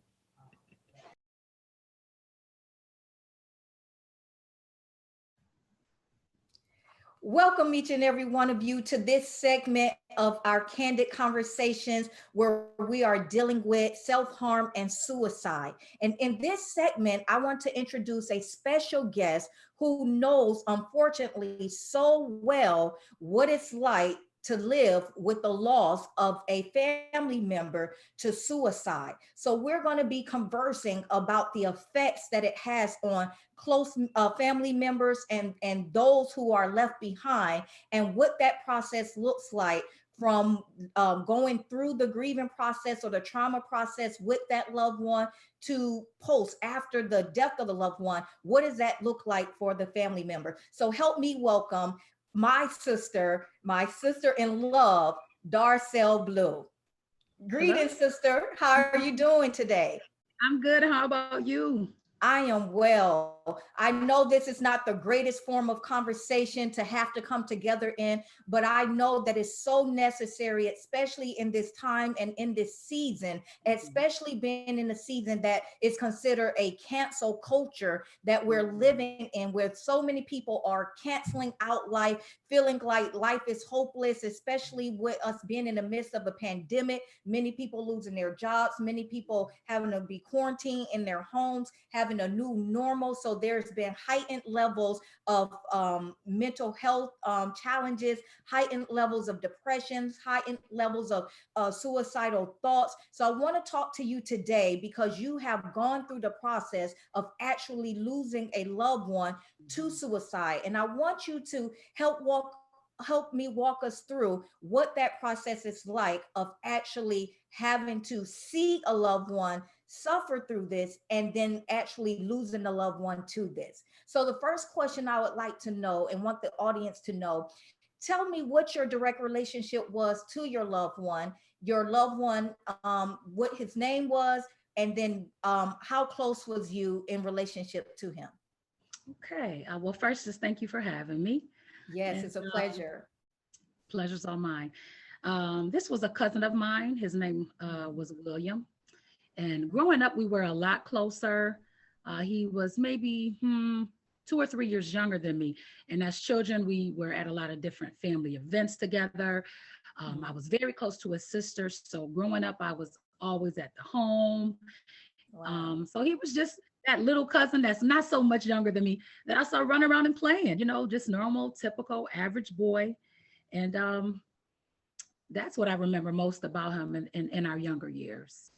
Wow. So tell me, what was his life like from childhood? Was he a very cheerful child? Was he a very active child? Like, was he in sports? Like, what was his temperament, his personality? How was he in his adolescence and even in his adulthood? I would say he was pretty happy-go-lucky. I remember him doing all the same things as the other boys, running up and down the street with the ball, as most of them would do.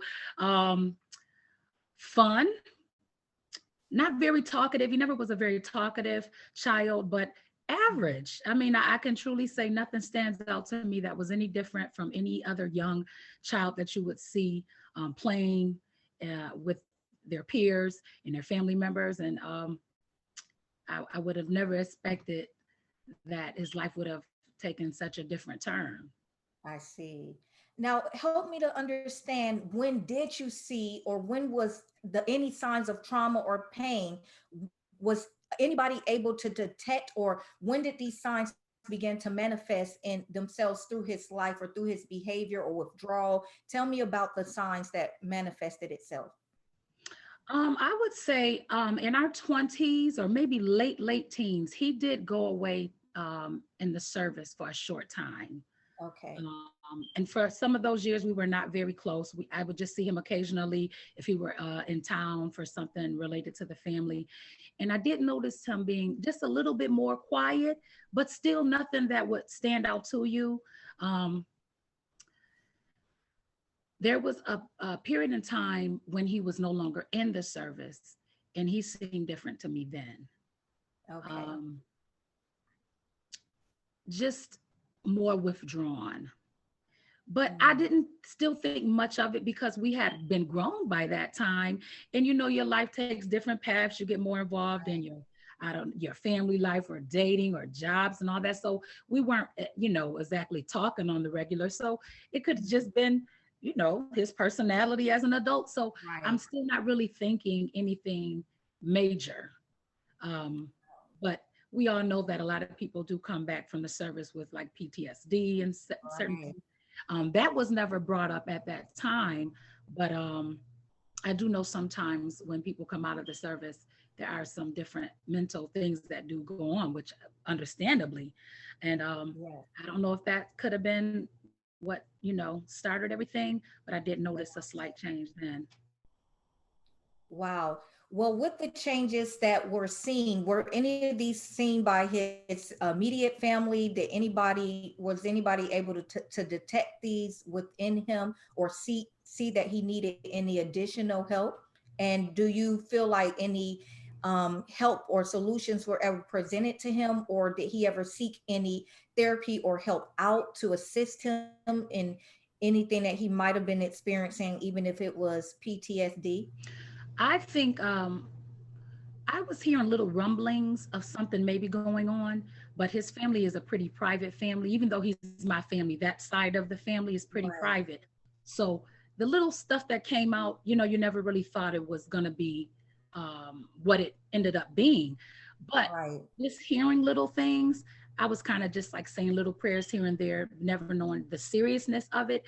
But from what I understand, number one, being that you're an adult, you have to agree to any type of intervention. Absolutely. So parents and loved ones can want you to get help, but it ultimately has to lie on you once you're an adult. So I do know that eventually he did see someone reluctantly, from my understanding, and I believe there was a course of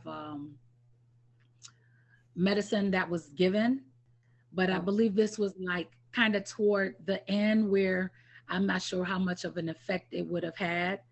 So everything was pretty secretive with the other than just a few little rumblings here and there. But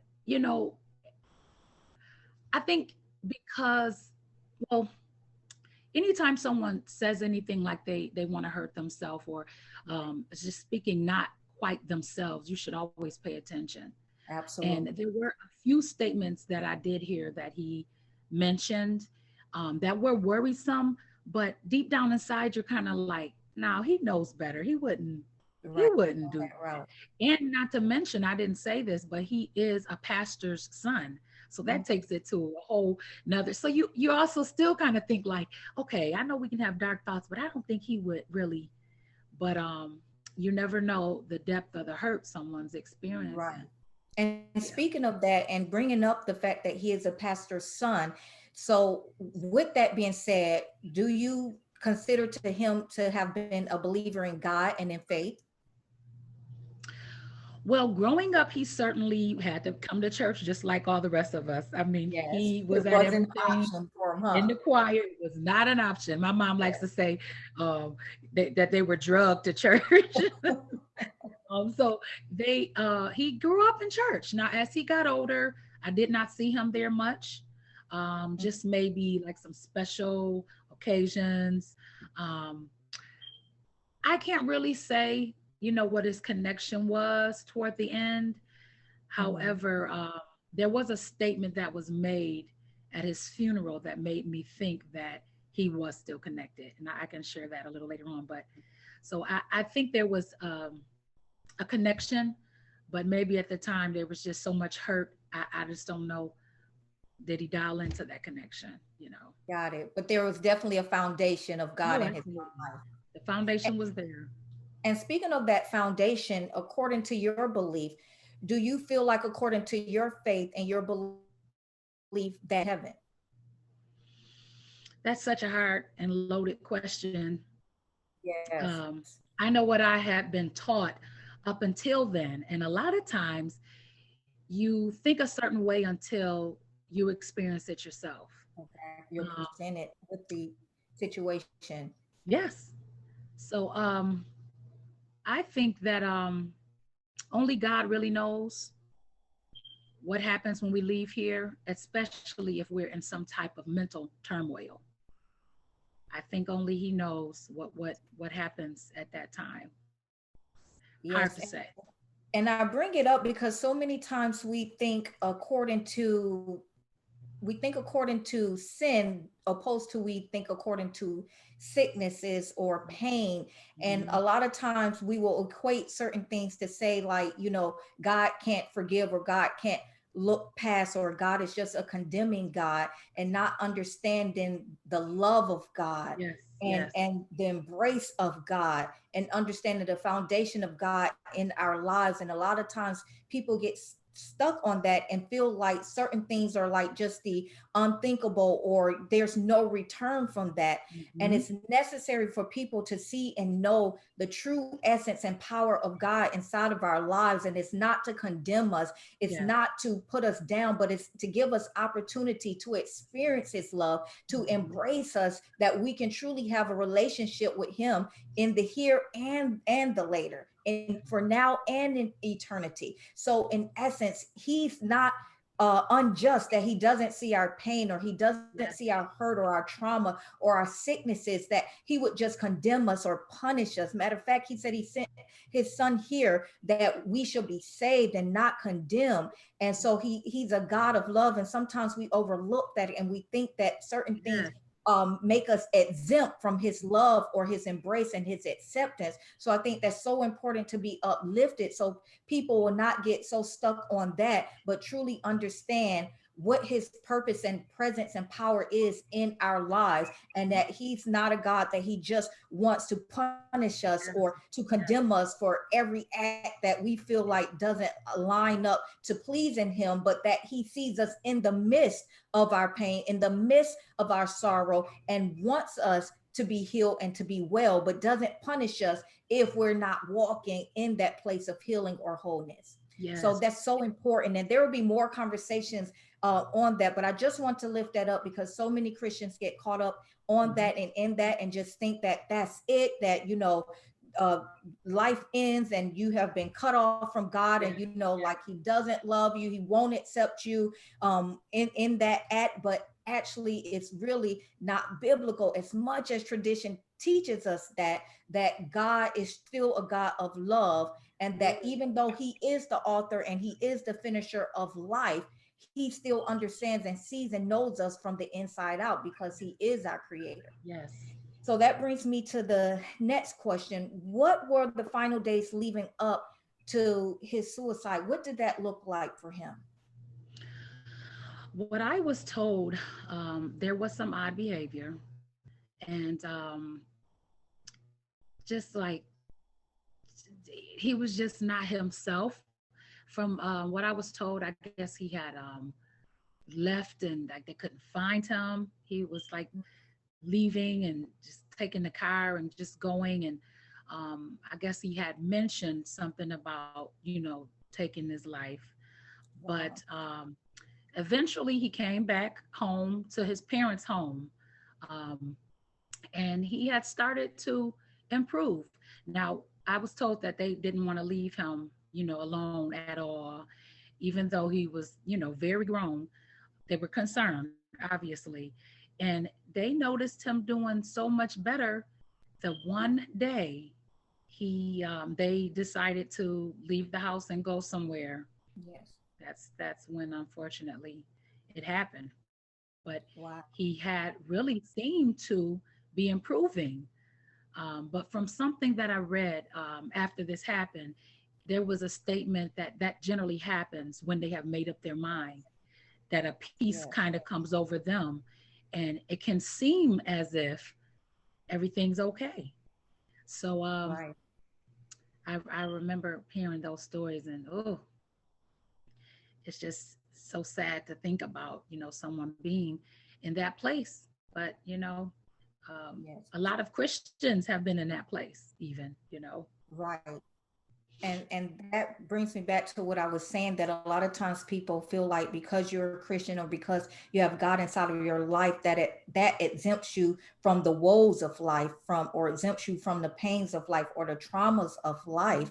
And it's just not so. And a lot of times we generalize trauma and pain and just say, just pray about it, or, God will just take it away, but never truly talk about really what that process looks like, or what that journey looks like. It's just generalized, but never personalized, because everybody's journey, everybody's mindset, everybody's outlook and perspective on life and their situations are different. And so everything can't just be put on under a generalized umbrella, but it has to be customized to that person's level of pain or trauma for them to be able to deal with it head on, and not just according to just a general statement. Because the truth of the matter is, there are a lot of people, especially Christians, who are praying, who do love God, who really want the best for their lives, but can't seem to overcome something that may have been traumatic, or something that they have not dealt with, or something that may have happened inside of their past that may have come up and just overcome them. So it's not that you don't love God. It's not that you didn't pray enough. It's not that you didn't hear enough sermons. There are people, literally from leaders in the church to, people who love God, with their whole heart, that still have internal and mental struggles that have to be addressed as is, and not just put on under a general, just pray about it and it'll go away. It is true that you really do need Jesus and faith and God, and there is a process and there is things that we have to do in the possible arena in order to see that effective change inside of our lives. And speaking on that, after all of these things were leading up to that final time and day, what impact did it initially have on the family? Did the family operate initially in guilt, disbelief, shock? Tell me a little bit on the impact that it had on the family when they found out the route that he took. You said the exact word that came to mind, and it was shock. A sense of shock that I have never experienced, as if someone were telling me a lie, And I literally remember where I was when I heard the news, and I replay it in my mind from time to time, because I just remember thinking it was a dream. It just felt, everything seemed so surreal at that moment. First of all, because I personally never knew anyone who had taken their life. I know of people who know people, but it never anyone who I personally knew, or who who I experienced, who I grew up with, who was related to me. So the shock was, it was unreal. And I just remember for the first few days, it's all anyone could talk about. We were just meeting everywhere and praying and crying. And I remember God has given me the gift to bring people together. And immediately I just thought to bring people together, let's pray. And I got on the phone, and when I literally can say there was maybe 90 people. Wow. And I'm talking about this in one day. I had organized separate things to pray for. I had ministers there, family members, and it was just like, because there was this heaviness that we were all feeling. So it was for support. It was also to hold up his parents and his siblings. And I didn't mention he did have a wife and a child, but we didn't go so much into that. But the whole prayer was just to hold all of us up, because everyone was falling apart, and the only strength that we knew was God. So it was just sheer, I mean, absolute shock. And I could even go as far as to say like physical pain, because it was just so overwhelming, the emotions tied to it, and just hearing and knowing what happened, and just it was just very hard to deal with. And it consumed your mind. It consumed your mind for a while. So it was a very difficult time. So speaking of that difficult time, and even now, how long has it been since his passing? So it's been 3 years. Wow. And I can't even believe that it's been, not that that's long, but I didn't realize that 3 years had passed. However, when I think about almost a year has passed that we've been at home for the pandemic, I guess it has been. So yeah, been 3 years. And that's another reason why this is so important in its timing, because when people are left alone, especially in times like this of being in quarantine, it gives you more time to be in your head, to be in your thoughts, and that those thoughts can start rewinding and rehearsing traumas and triggers, and put you in a unsafe or unhealthy place. And this is what has been happening a lot in 2020 from people in the faith, people who are, well-known entertainers. There's no social class that it doesn't touch. There's no level of person, even age-wise, that it doesn't hit. And so it's so important to bring this up. And speaking of that, and you mentioned he had a wife and child. So from this 3 years passing, what has been the families, especially his wife and his child, what has been the coping methods or the outlets that have been taken in order to help the healing process throughout this or from this? Now, I personally don't know too much about his wife, what she has done. Every time I've seen her, though, she has really seemed in really good spirits. She seems to have peace about it. Now, his parents, on the other hand, which are my blood relatives, they have had intensive counseling, and sometimes his father talks about him, and I know that had to take a lot of work to be able to talk about him, and without breaking down or just talking about him without having like a sense of guilt or I can't even imagine the emotions that you would think, because you see him and you left and this happened. So I'm sure there's just such they had to go through such a process to get to where they are. So I know that whatever they were doing with the therapy and of course prayer, and we know that that's going to happen, period. It must have really strengthened them, because they are back in ministry, operating well.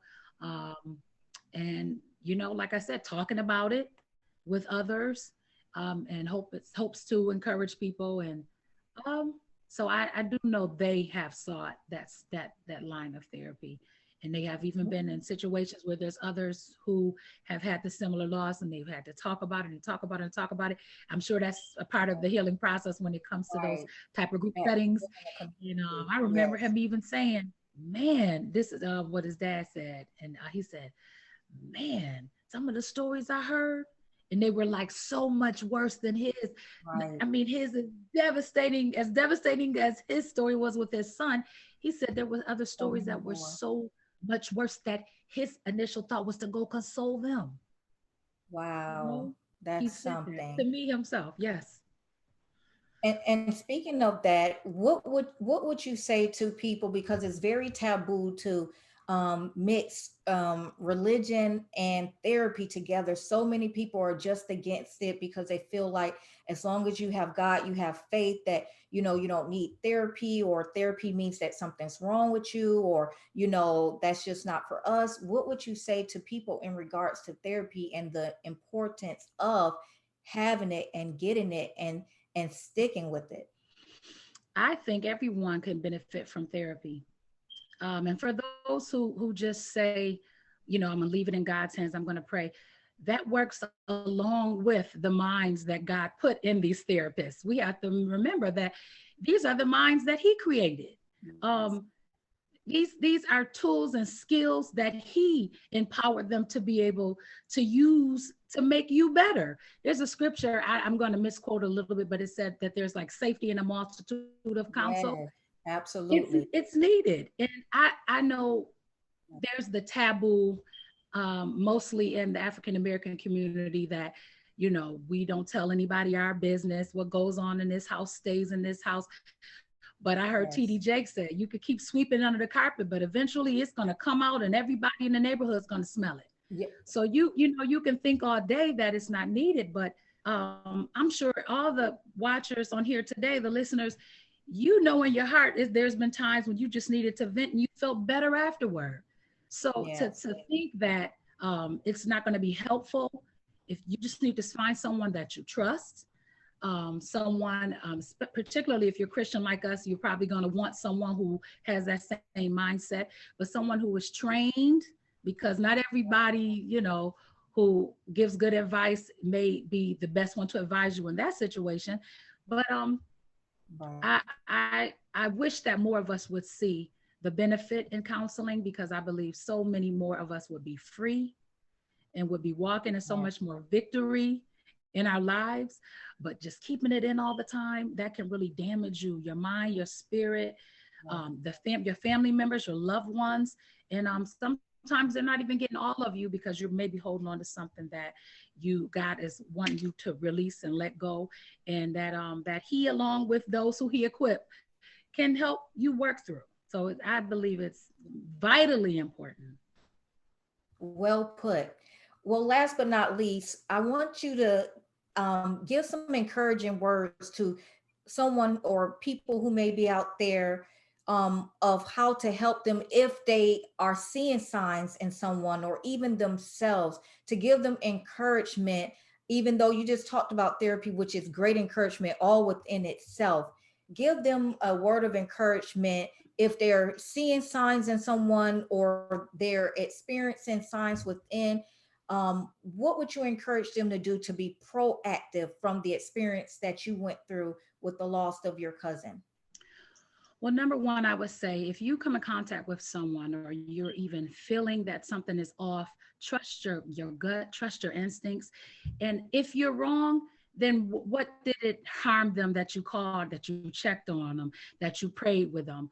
I find that a lot of times God will tell you by bringing someone on your mind that you need to call them, that you need to check with them.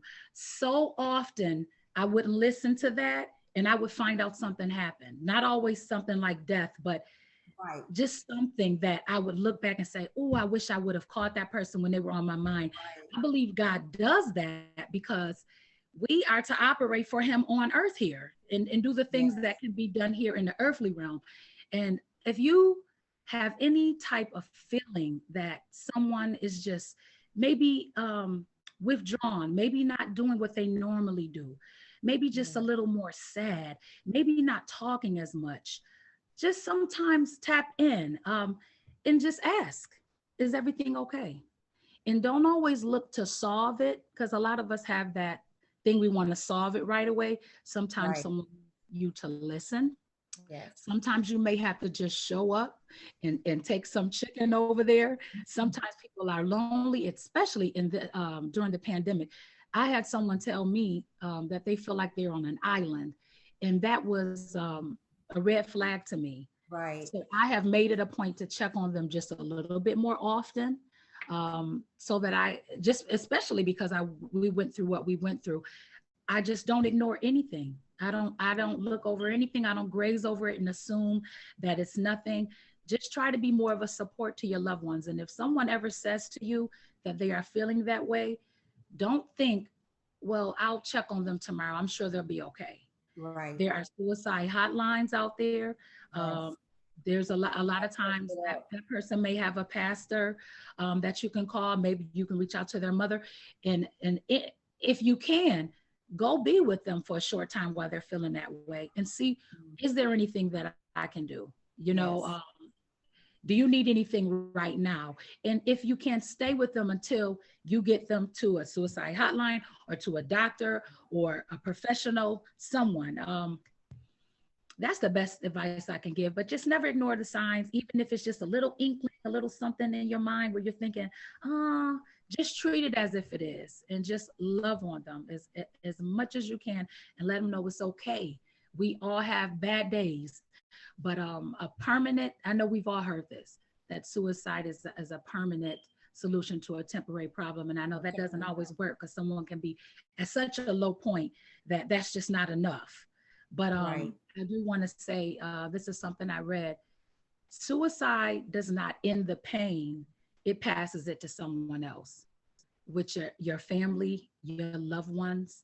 And Well put. I don't want to make it sound selfish, like, oh, you just suffer with that pain and just deal with it. But just remember that it doesn't leave just because you left, because now you leave a bunch of your loved ones to Right. deal with the loss of you, Right. which It they don't want to magnifies the lose pain. you. They don't want to lose you. Absolutely. Well put. And I appreciate that. The power of community is so important. And I love how you said it. It doesn't matter what it is. It could be a phone call, it could be a text, it could just be sending someone something. Go sit with them for a minute, or, even it could be a referral to a hotline, or, to a professional. All of the above are just as significant as the other. So also, I just want to ask you, last but not least, um, how, from what you've experienced and what you have seen, has it put you in a position, and I know you said it, that you're more heightened to pay attention, but has it put you in a position to feel even more obligated to be of assistance to people, more of a way that you would prior? Do you feel more sensitized to being able to hear or see a red flag quicker than you would have before? I think so. I think so.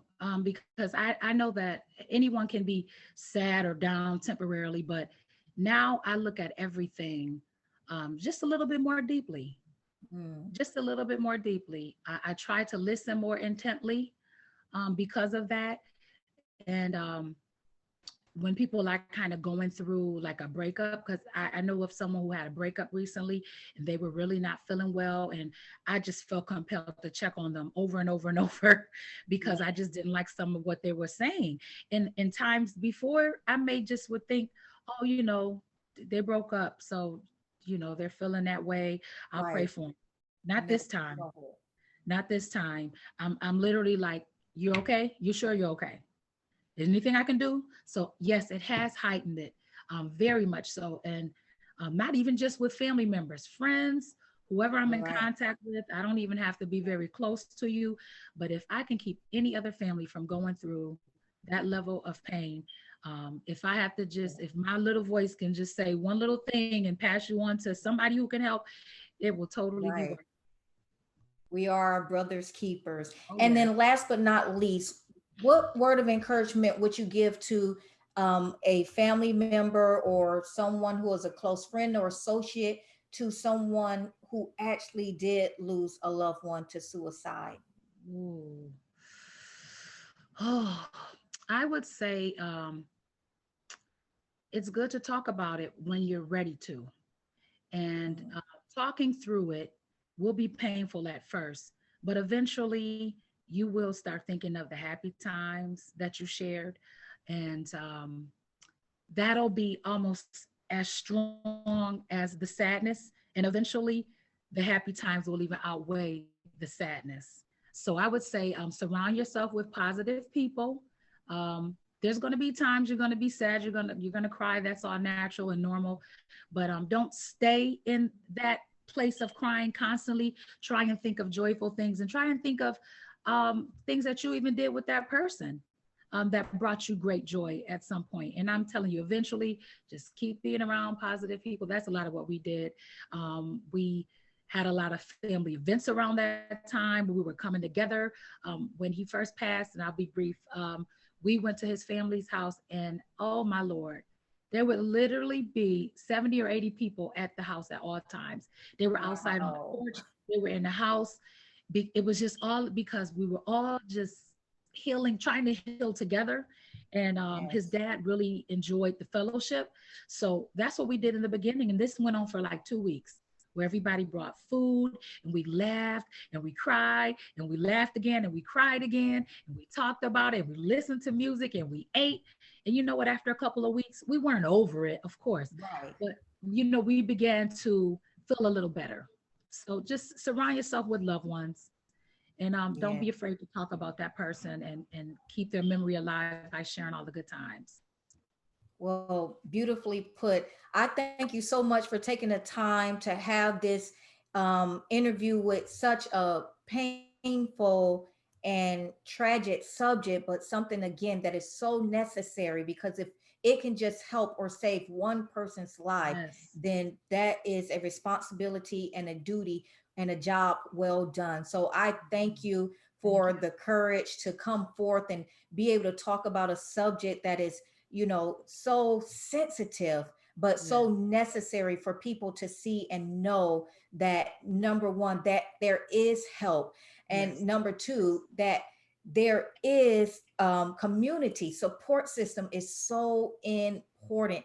And thirdly, don't ignore, but see any signs that look different, unusual, no matter how minute or small it may seem. Have that power of caring for other people, and not just be so consumed about what you're going through that you can't see what someone else is going through. And so I thank you so much for taking this time and sharing. And I thank God for the level of help that it will be to listeners to know that they're not alone, and that they can get over this, they can get through this, and that better and brighter days lie ahead of them. And that if they have the power of love, the power of God, the power of family, the power of community, then they are on a right path to truly live that better life that God has in store for them. Because it truly is important to surround yourself with positivity, to surround yourself with joy, and have times of being at peace, so that that can overcome any levels of pain. And last but not least, don't leave out therapy. Don't leave out help. There is help for you no matter what you're facing, no matter what you're going through. Do not ever feel like you are alone. Don't feel like you'll be condemned or looked at less than, but know that you can and get through this, and that there is help that is available for you out there. Well, I thank you again, Darcel, for joining us on today. And we thank God for the impact that this interview is going to have in the life of somebody else. And we look forward to having even greater discussions about issues that we are facing in our lives and in society today that aren't uplifted enough so that we can continue to get real, so people can heal. Thank you for coming on today. Thank you.